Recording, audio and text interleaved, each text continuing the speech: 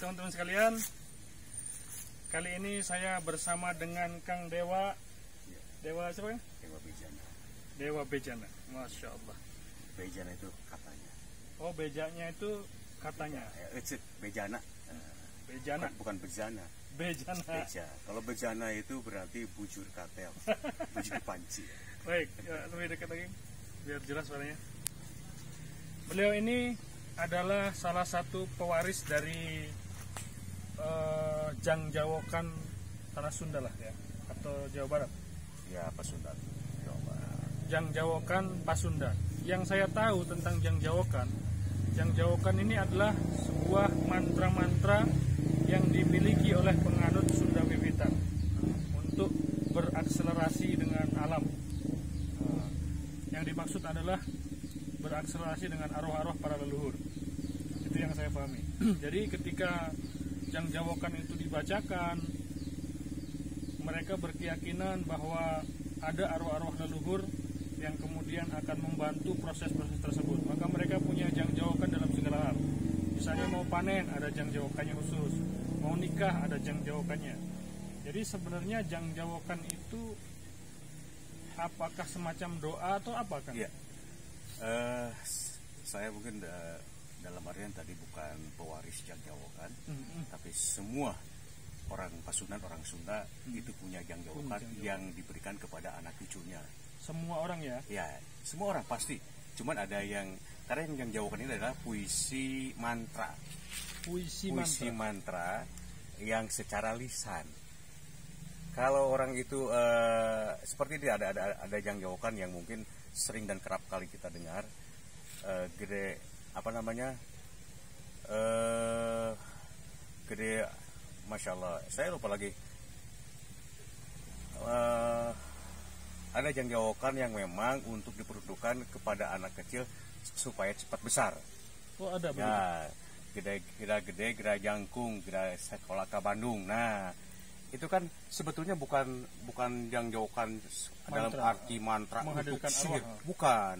Jadi ini hanya adalah satu gurindam lah, kata-kata, puisi dan juga panjatan doa untuk dengan hati. Ya, dengan bahasa Sunda Buhun, Sunda Karuhun, yang memang saya sendiri belum begitu paham yang Sunda aslinya. Jadi di sini ada Jang Jawokan kan ada beberapa isinya. Ada Jang Jawokan sendiri, ada asihan, banyak sekali. Dan kebetulan saya diberikan satu hadiah lah dari Direktorat Jenderal itu, Kang. Waktu itu saya lagi talk show dengan beliau dari provinsi, bedah buku ceritanya. Nah, beliau bawa buku. Entah kenapa di antara yang memberikan sebagai host lah waktu itu untuk talk show, saya diberikan, Kang, ker akang, Kang, kanggo akang, Kang, pegang. Yang lain sirik. Kenapa? Hanya saya yang diberikan buku sama kesepuhan. Itu isinya Jang Jawokan. Itu adalah kumpulan, maka di sana di judul Inventarisir Puisi Mantra Sunda. Baik. Kalau kaitannya dengan ini kan, dengan menghadirkan arwah atau menghadirkan kekuatan gaib gitu, ada Jang Jawokan itu? Ada, mungkin ada. Jadi bagaimana seperti Pak Ustadz tadi mengikuti kajian ruqyah Pak Ustadz ya, itu kembali kepada hati kita. Bacaan ini tujuan untuk apa, diperuntukkan untuk siapa, dan semua ilmu pun semua putih ya. Dan tadi ada saya dengar juga diawali dengan Bismillah, tapi tengah-tengahnya ada bahasa Jang Jawokan.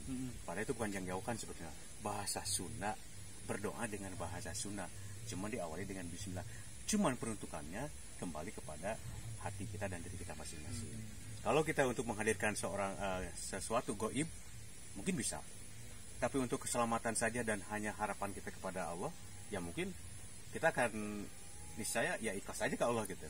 Jadi tadi saya mengikuti kajian Pak Ustadz di masjid, saya begitu paham, jadi kembali kepada hati kita. Baik, saya pengen dengar juga cerita Akang yang yang tadinya nggak bisa gambar ya, nggak bisa ngelukis, terus setelah terus kemudian bisa, gimana ceritanya itu kan? Entah kenapa ini kalau bahasa Sunda sarepna. Sarepna menuju sore ke maghrib, masuk maghrib. Nah, surup kalau orang Jawa. Ya, surup ya. Surup. Kalau surup itu bahasa Sundanya kepas, cocok itu surup. Surup. Sarepna. Jadi dari terang mau ke gelap. Iya, gitu kan. Saya lagi melamun karena kebetulan saya itu tidak punya kendaraan. Jadi garasi saya bikin pakai hantaran dipan. Nah, kan pakai dipan agak panjang ke depan karena kita nggak punya kendaraan, hanya motor saja. Ya, saya nongkrong di sana, tiba-tiba di pas gerbang, ya di pintu masuk ada seorang kakek. Seperti ini, pas mirip. Bawa keneron kalau bahasa koja dan sebagainya, nggak pakai sarung. Dia mengatakan, gambarkan kami. Gambarkan kami deh. Minta digambar. Saya ya sempat kaget ya. Antara sadar dan tidak sadar kan seperti itu Pak Ustadz. Itu wallahu alam. Yang datang kita siapa? Ini Pak Ustadz juga akan lebih paham. Tentu itu mungkin jin lah. Tapi entah siapa. Saya sempat bertanya dalam hati juga. Kumaha? Bagaimana? Kumaha nih? Malik kemana? Dalam rasa gelisah itu saya ada satu triplek ya ukuran 50-60, ada triplek sepotong triplek saya potong ukurannya 50-60, agak besar, agak dekat biasa ya. Terus saya ambil kapur buat penjahit. Nah, kalau kapur penjahit warna kuning, saya seket di triplek itu wajahnya. Saya udah adzan maghrib, saya lepas. Saya sholat dulu. Setelah sholat, nyantai lagi. Saya heran, ini gambar siapa? Dia nanya. Saya yang nanya. Saya yang nanya ke, loh, ini gambar siapa? Kata istri saya, kan ayah yang gambar. Oh, ya udah. Habis sholat maghrib ya biasalah ngopi dan sebagainya. Kita terdorong lagi untuk melanjutkan itu. Terus kan kalau pelukis ya biasanya idealis lah. Nanti aja kalau mau dilurus-lurus dibenerin warnanya ketika kita punya cat minyak atau media apalah, atau nanti di kanvas. Ini mah enggak, ini pengen diterusin. Loh, kenapa ya? Kebetulan waktu itu ada cat sablon untuk sablon plastik, bukan buat kaos. Karena kan sablon plastik, kertas dan kaos itu kan beda-beda. Nah, ini plastik yang baunya menyengat. Nah, itu waktu itu antara sadar dengan sadar saya langsung. Jadi ya.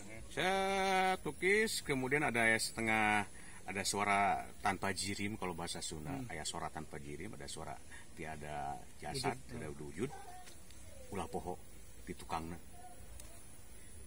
Saya gambar payung di belakangnya. Oh, berarti jangan poho di tukangnya.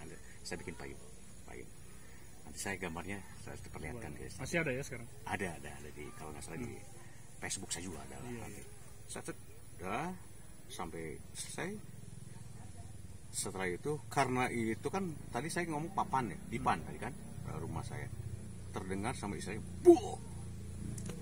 Ternyata saya itu jatuh terpental ke belakang karena bau nggak kuat menyengatnya cat sablon tadi.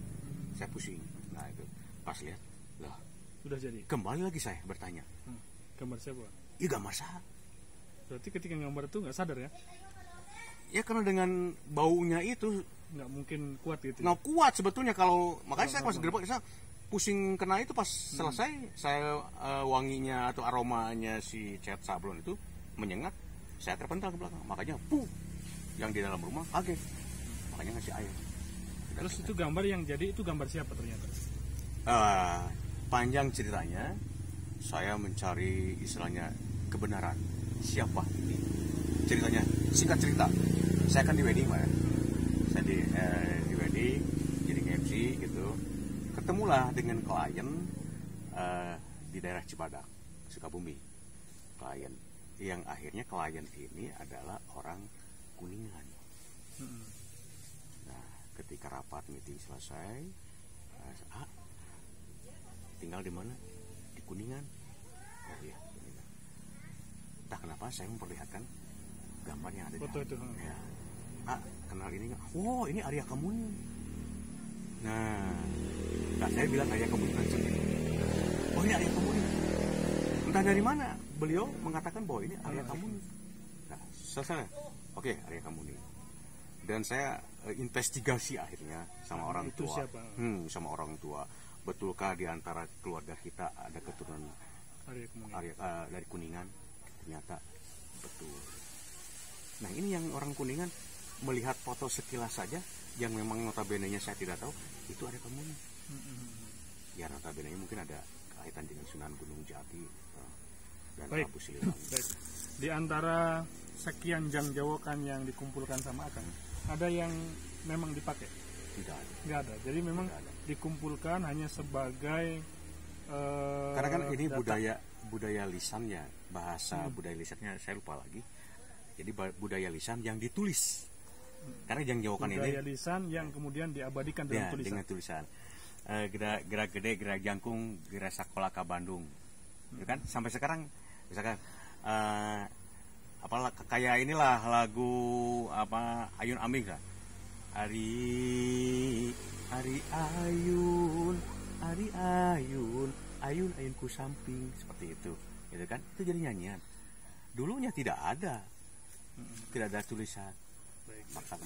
Para sastra mungkin ya ditulislah, jadi istilahnya seperti ini. Ini sebetulnya ini sebetulnya karena seperti ini nih yang saya nih.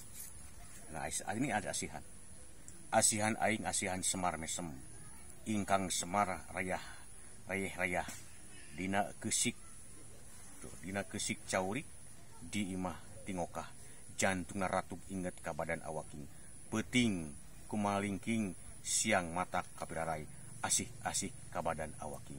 Ini artinya ada di sini. Tuh di bawah. Jadi ini dulu diwariskan dari orang tua ke anak, kemudian diabadikan dalam buku itu gitu. Ya, ini adalah sudah pihak provinsi dikumpulkan. Misalkan di daerah Sukabumi, jang jawokan apa yang pernah di sini? Kumpulin. Ya. Baik. Dari Cianjur apa? Sekarang saya mau ada satu pertanyaan, Kang. Ya. Di antara jang jawokan mungkin ada yang sedang Akang tulis atau sedang Akang baca, ada nggak merasakan satu perubahan tertentu? Misalnya serasa kayak ada yang masuk nih, seperti itu, ada nggak? Yang jang jawokan pas dibaca kayak punya energi gitu? Kalau bahasa Sundanya singsariak gitu ya. Singsariak itu merinding. Ada gitu. Jadi pas dibaca ada itu. Ya seperti halnya kan saya suka dengan bakar dupa ya, bakar kemenyan dupa. Tapi dalam artian kita bukan untuk memanggil, hanya untuk pengharum ruangan. Tapi yang lain, tetangga-tetangga yang lain misalkan, yang fanatik, menyan, bakar kemenyan, begini. Padahal saya sendiri ini hanya untuk pengharum ruangan. Nah, perihal seperti jang jawokan ini adalah hanya budaya lah. Begitu besar, begitu luas, kemudian begitu agung lah karya-karya sastra dahulu yang memang tidak ditulis, hanya dengan lisan. Nah, gitu. Baik, Kang. Kalau saya mau gali kayaknya terlalu lama waktunya, harus kita siapkan ya. Jadi kita gini teman-teman. Jadi jang jawokan ini ternyata menurut penjelasan dari beliau, yang pertama adalah kalimat-kalimat motivasi untuk menguatkan motivasi seseorang. Maka diulang-ulanglah kalimat jang jawokan. Tapi ada juga jang jawokan yang dijadikan sebagai mantra. Nah, kita mesti tahu bahwa ada bangsa jin yang dia menyukai suasana dan kondisi tertentu serta bacaan-bacaan tertentu. Ada bacaan-bacaan yang bisa mengundang keberadaan mereka. Ada suasana-suasana yang bisa mengundang keberadaan mereka. Seperti tadi misalnya bakar kemenyan, suasana-suasana yang mistis itu membuat mereka hadir dalam kehidupan. Dan dia bisa saja datang kemudian mengaku sebagai arwah-arwah leluhur. Ya, padahal orang yang sudah meninggal dunia, ya itu nggak bisa menyurup, ya, arwahnya nggak bisa membuat orang kesurupan. Jadi kalau ada orang kesurupan, ngaku sebagai arwah leluhurnya itu adalah bangsa jin. Ya, kalau arwah orang yang meninggal dunia bisa mendengarkan orang yang masih hidup, bisa melihat orang yang masih hidup, itu benar. Tapi arwah orang yang meninggal kemudian bisa masuk ke dalam jasad seseorang, menyampaikan pesan dan sebagainya, ini adalah tipuan. Ya, ini adalah tipuan bangsa jin. Mudah-mudahan dialog singkat ini bermanfaat dan bisa menambah hazanah kita tentang Jang Jawokan, serta bisa membuat kita bersikap arif, ya, tidak sembarangan menuduh kepada saudara-saudara kita. Dan mohon maaf Ustaz, saya bukan ahlinya, Ya. bukan ahlinya, cuma kebetulan bawa buku inventarisir puisi mantra Sunda diberikan kepada saya. Mudah-mudahan ini pertemuan berkah, Kang, ya. Amin, amin, amin. Barakallah.